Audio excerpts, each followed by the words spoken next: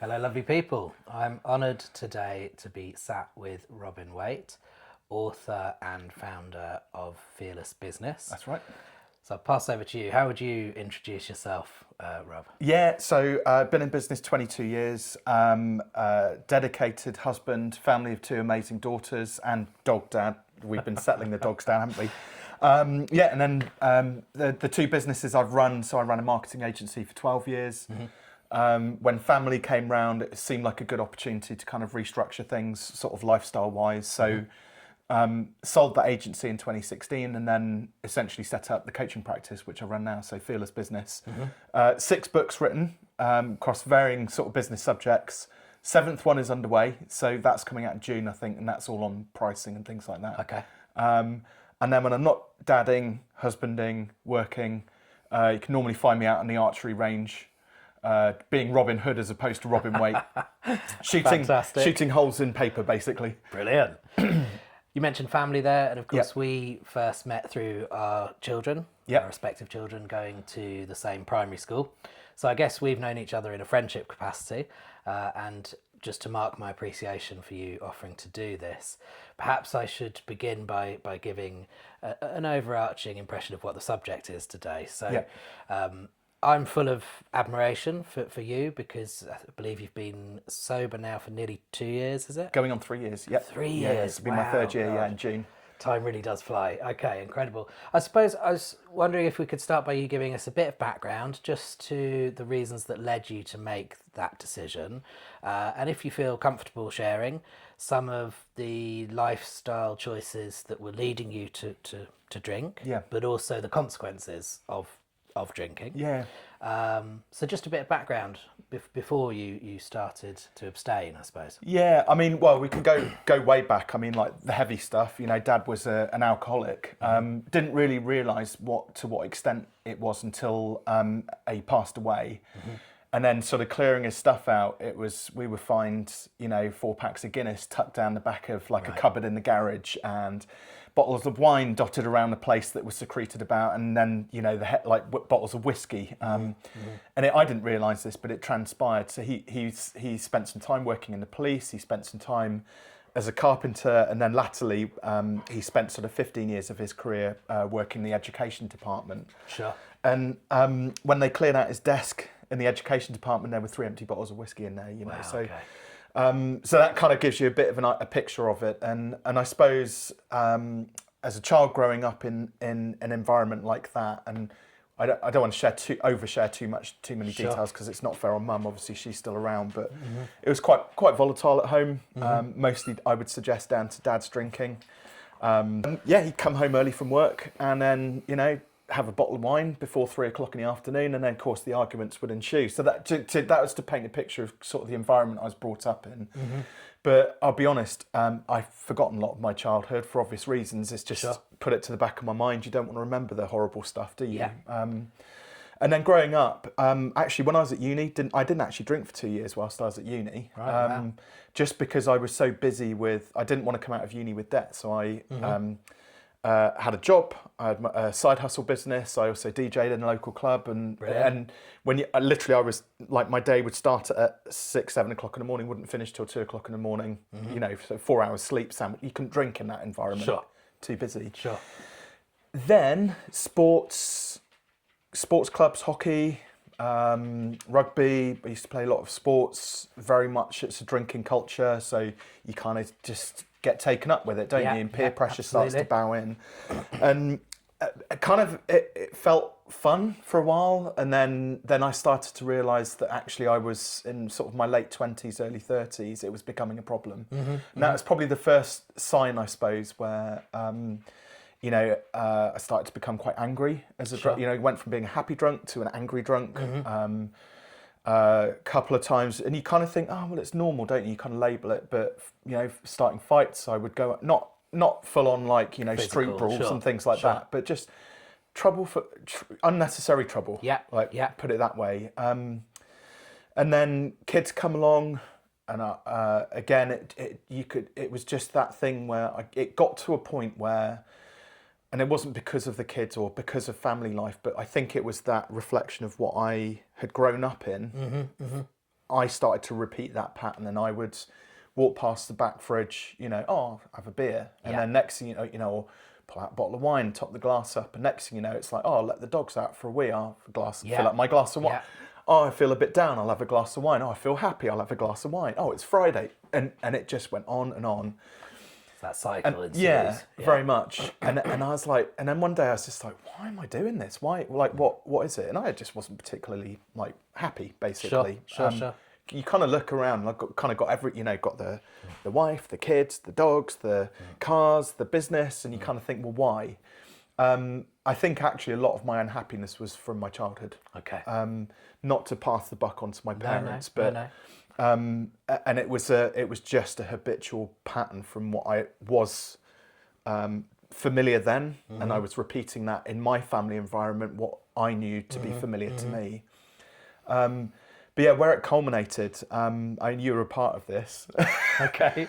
Well, not you. Not I say it's the royal you. It wasn't you specifically, Sure. but it was. There was particularly. We went out with the school dads on a rugby night. It was a friend's 40th birthday. Yeah. You know the day. I do, and I know the guy you're we're mentioning. like 10 pints of Guinness in or something like that. I had a fantastic day, but God, I had a 2-day hangover and just felt rotten. And when I went to get on the train as well home, I ended up in Dursley instead of Stroud, so I had to get my brother to come pick me up. Yeah. Totally embarrassed myself. I was talking utter rubbish, to my brother, and then just felt totally rubbish, for 2 days after that. So that was kind of the start of it. And I suppose this is, what, 3 years ago? I would have said so, About 3 years ago now. And then it rolled around, and I don't know who mentioned it to me, but somebody mentioned The Easy Way by Alan Carr. Yeah. So he's known for the Stop Smoking book, and obviously he's done the same for the Stop Drinking book. And I just I listened to audiobooks, so I downloaded it, and I'm listening to this audiobook in sort of the spring, 2.5 years ago. And he what's really fascinating, he encourages you to drink whilst you're reading the book. Right, so you've got to sit there with the drink. Seems unfathomable. Yeah. But... and I won't do well, you can ask me questions about the book if you want me to, but everything that he was saying, I was like, oh shit, oh God, oh. It was like everything was like really hitting home. So that it resonated. Yeah. Yeah. About all the stories we tell ourselves about like alcohol and things like that. And then the final straw, I went up to an event up in Newcastle, which I go to every year. And it just so happened, so we'd been to the after party, and I plugged in my headphones on the walk back to my hotel. It's only about 20 minutes, and I knew that I only had 15 minutes left of the book or something. Oh, he says, listen to the book whilst you've got a pint in your hand or a drink in your hand. So I was like, right, I went and found this pub. I'm sat in this pub listening to the end of The Easy Way, and there's a homeless person out in the street going around picking up fag butts, and I'm sat in this grotty pub in Newcastle. I mean, Newcastle's nice. It was just this pub wasn't. Sure. This grotty pub in Newcastle. And there's one other bloke in there drinking on his own, and I'm like half a pint in. The book ends. Left the drink. That was it. I was done. Okay. Because all of it, you realise all of a sudden, like the environment you create for yourself and you put yourself in. Like summarised in this moment with this homeless person literally on the other side of the window picking up fag butts. Sure. I'm sat on my own, away from my family, this other lonely bloke in there, and and everything else which he describes in the book. Yeah. And I was like, done. Okay, so that sounds like a kind of monumental, pivotal shift moment. If I just rewind the tape back slightly there, if I can. Yeah. Just to sort of paraphrase and really just reflect back some of the brilliantly congruent stories you told there, and thank you for being so honest about it. Just a little of your personal story, I suppose. You used the word, you didn't say unsettling about, witnessing Dad growing up, but it was destabilising, certainly. Yeah, massively, right? yeah. And from a kind of psychodynamic perspective, what can happen there is children, that's their template. That's ultimately what they see and witness, right? And the ramifications of that can be very varying, but could include, seeing physical, psychologically abusive behaviour. Okay? Yeah. And often what will happen is they'll either completely abstain and decide from a very young age that actually that they're going to choose a life of sobriety, or they can rebel and actually become even worse than the template they were given. It's interesting in your case because what I heard there is that there was something in between. You actually abstained from alcohol during university time, which is normally, you know, party existence where people do kind of experiment more. And I guess it was quite poignant hearing you then talk of your journey to becoming a father and perhaps not wanting to repeat those behavioural patterns.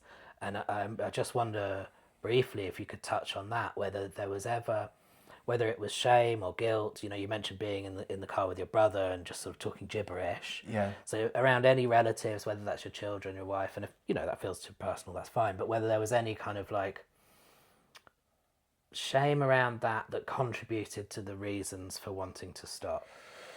That's a good one. I wouldn't say necessarily shame or guilt. I think, without sounding like a total narcissist, you know, that I don't look back and regret. I'm like, you learn from it and you move on. You know me, I've worked for many years with therapists to kind of deal with all of this sort of stuff. So, but yeah, I suppose there were moments the next day when you have that awful, you know, that grogginess and everything, and you're thinking, why have I done this to myself? Why am I doing this to my family and not functioning as a dad? Yeah, so there probably was a tinge of sort of shame and guilt within that. The key thing though for me was like, I didn't want the girls to grow up in a volatile environment because of something that I was doing to myself. Volatile was the word you used. Okay. Had you finished there? Yeah. I suppose also you touched on the sort of habitual patterns that we all use with alcohol, and some of those conscious, some of them not. When we are literally, you know, taking the dog out and there's the pub, I'll just pop in, and it seems like a reasonable excuse. And you know, in therapy terms, we talk of like the wheel of addiction and the 4 or 5 stages within that. And not to imply that you're a full-blown alcoholic at all. I don't mind using that word. I think there are times when I've been heavily reliant on it. Yes. You know. It's a crux. A crutch. Sorry. You turn to it. The good, the bad, and the ugly times in your life. Absolutely. And for no real apparent reason, but obviously there is deeper sort of seated reasons there. I don't mind saying that I am at points in my life of had alcoholic tendencies. Okay. And interestingly, a tool you used was the Alan Carr book. Yeah. So on that cycle, it talks about pre-preparation, preparation, and maintenance, essentially. Contemplation, maintenance. Yeah. And I just wonder how long a process of contemplation there was during the time when you were still drinking and reading the Alan Carr book, and in what ways it influenced you for better or worse during that time period. Yeah, well, probably 41 years of contemplation. You know, okay. But jokes aside, probably there was a good sort of 3 or 4 years before I made the decision and picked up the book and started listening to it. The hardest part, I think, was it wasn't. There wasn't one hard part to it. When I finally made the decision, I think, and you're going through that, right? We're doing this now. We're going on this journey. The peer pressure. Yeah. And that came from a really weird place, actually, believe it or not. It wasn't you guys, you know, and I go out with my mates and whatnot and catching up. You, all of you lot, have been incredibly supportive of it. And Great. It feels like I'm so glad that now we live in an era where actual sobriety is normal. It's not stigmatised anymore. Sure, it's almost being embraced. Yeah, you're not a wussy or whatever, a sissy if you don't go out and have a pint of Stella with your mates or whatever. So that's been really helpful. But weirdly, the peer pressure came from my family. So that came from mum and my brother. And my brother's kind of like, oh, are you still doing this non-drinking thing? And just for clarity, this is peer pressure to lapse. Yeah. Is it? To continue drinking. I pop up to see my mum and she's like, would you like a glass of wine? I'm like, Mum, I stopped drinking 3 months ago. Like, no. To stop asking me sort of thing. Sure. So that was a bit weird, but again, I felt in control. I didn't feel like I was going to, lapse because of anything like that. And then really the thing which I had to work on probably for the first 6 months was just all of the old habits, because it's so easy just to walk into a pub, for example, where a lot of your social life is around pubs, isn't it? Especially here in the UK, you know. Walking into a pub and rather than looking for your favourite tipple, favourite beer or cider or whatever, Trying to force myself to get into the habit of the first thing that I do is I walk straight up to the bar and I ask them the question, what non-alcoholic beers or ciders do you have? And I had to, that was like hard for the first 6 months because the temptation's there, isn't it? Just that pint of Stowford or a nice pint of ale. Or you pulled the wrong pump, never mind. Exactly. Or, mate mishears you and brings an alcoholic beer back and you kind of feel obliged, don't you? Because you don't want it to go to waste or whatever.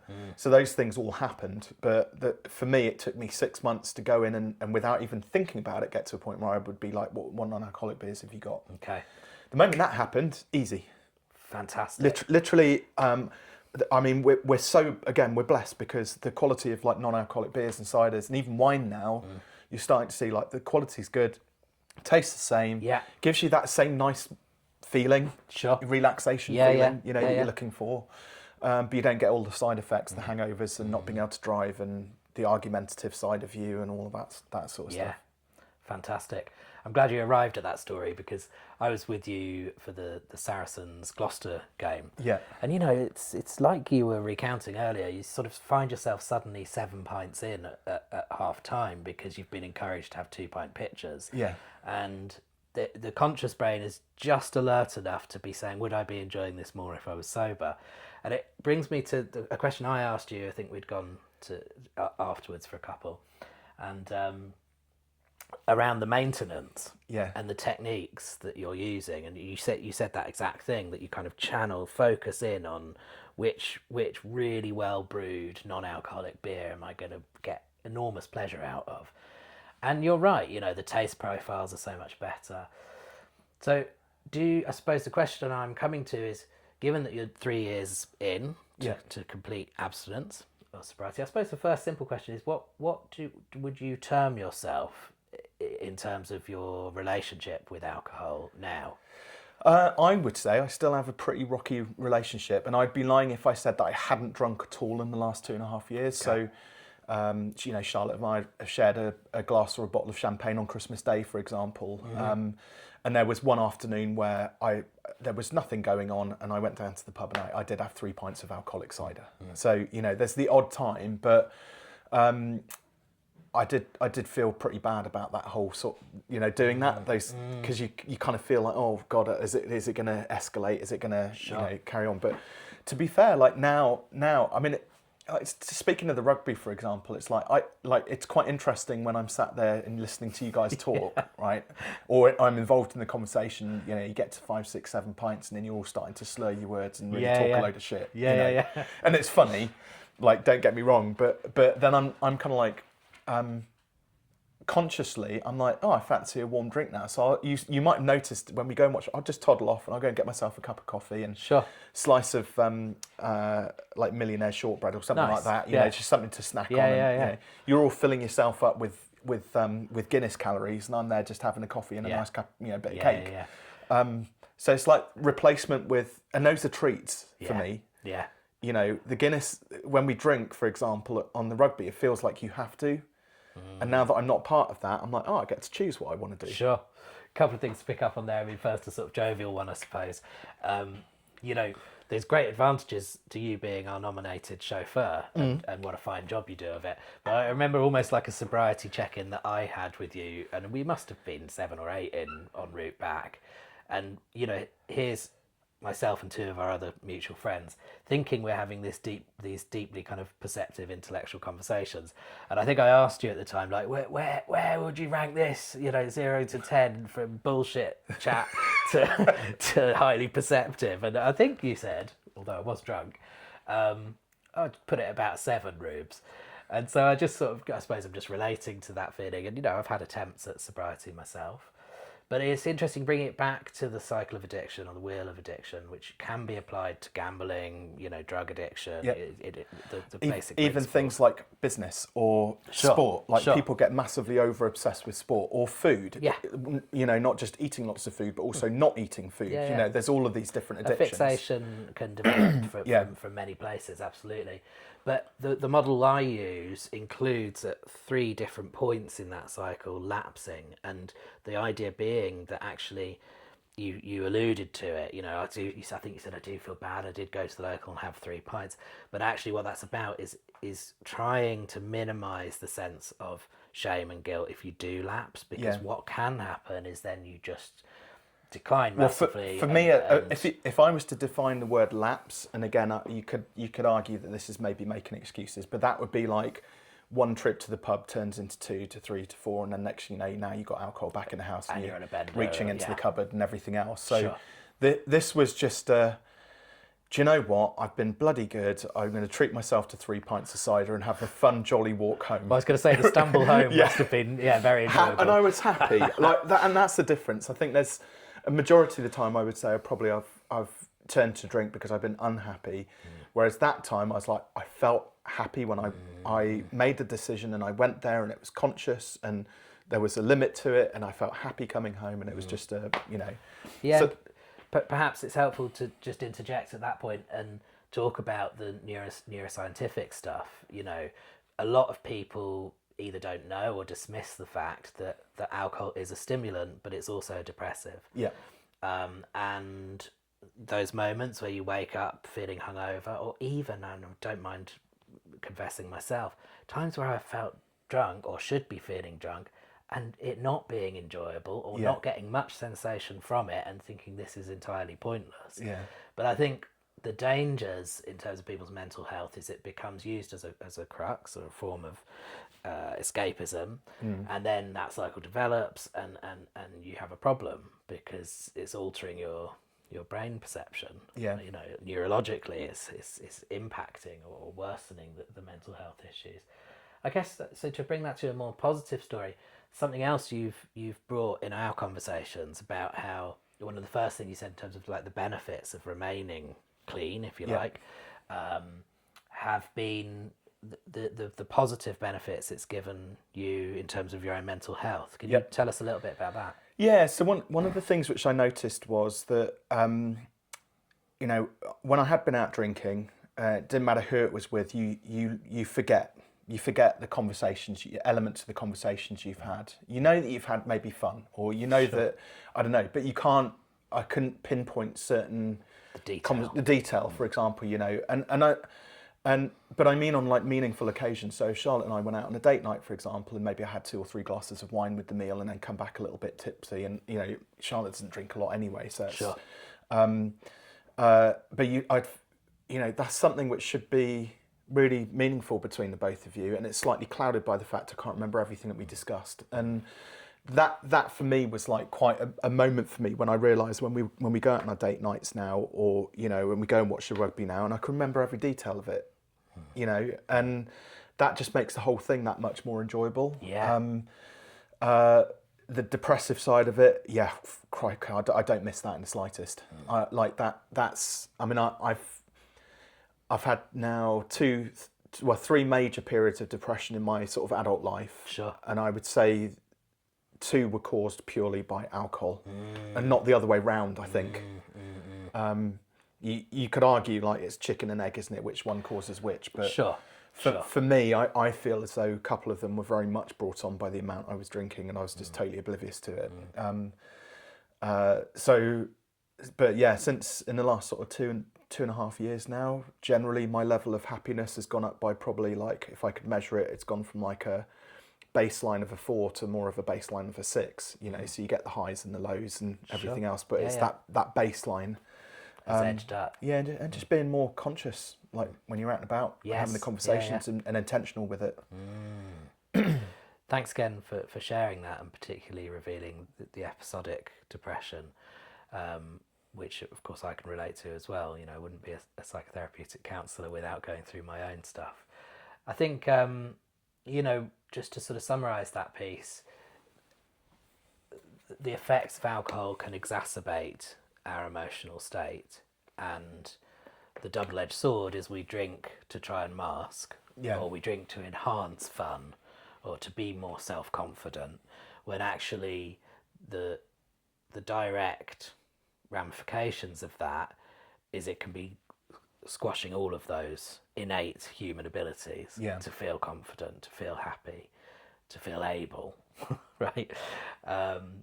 So it's great to hear, really touching, and as your friend, I'm delighted to hear that base level has increased. And you also touched there on clarity of mind, and you know that you're a very successful, busy man. You must be reaping the benefits of that as well. Yeah, I mean, I've had the 2 best years of business, since I started out. But again, is that down to? Could you couldn't just pin it down on one thing, but also it's kind of down to experience as well. But not feeling the tiredness, the sluggishness, the putting on the weight, all of those sorts of things has helped massively by not drinking. I mean, how many calories are on a pint these days? It's like you're talking like. I mean, you guys at the rugby must probably drink your way through 3,000 calories of an afternoon, and then you always want to go for pizza and stuff afterwards. And I'm like, guys, you do not need to eat anything. It's gluttonous, really, isn't it? When you break it down scientifically. Again, but I can have the pizza like guilt free because I haven't had the 10 pints to go along with it. Sure. But jokes aside, lots of benefits to it. The other side of it as well is like. Because of what alcohol I think does to your system, like if you look at your physiology and what it's doing to your liver, your kidneys, your pancreas, your gut, like your mental well-being and things like that. So, as you know, I got diagnosed with a tumour. Yeah. So benign tumour on my brainstem, in 2024, and again, I was having problems with my cycling. I was an avid cyclist, and then gradually my cycling sort of how my distance was declining. My initial thought was, is it drink related? That I was, because my cycling used to cycle on a Sunday, which preceded by Friday or superseded, I should say, by Friday and Saturday. So was it because I was reaching into the fridge and having 4 pints on a Saturday night before I went out on a big ride, and is that what's causing the cramp and stuff like that? And then after a while, then the tumour diagnosis comes along, and I'm like, no, your body's actually really struggling. And why, if you were struggling with anything, it's like if you had a bad knee, you wouldn't go out and run a marathon on it, right? That's right, yeah. So if you're, for me, the impact of it's on my brainstem. So the impact of it is my whole sort of nervous system is a bit shot, really, or gets tired very easily. What does alcohol impact the most? It's your nervous system, your gut, all of that, all of the important organs. So if I'd carried on drinking as well as having the tumour, you can see how bad of an effect that would be. But maybe Turkie Talk Part 2 with Reuben Waite, we can go into a bit more depth around the diagnosis with your tumour, which I'd love to do if you have time. Yeah. Absolutely, the physiological impacts, the impacts on our nervous system, again, all correlate with mental health as well as physical. And long term, that's going to decrease your life expectancy, isn't it? Massively, essentially, yeah. if you carry on drinking.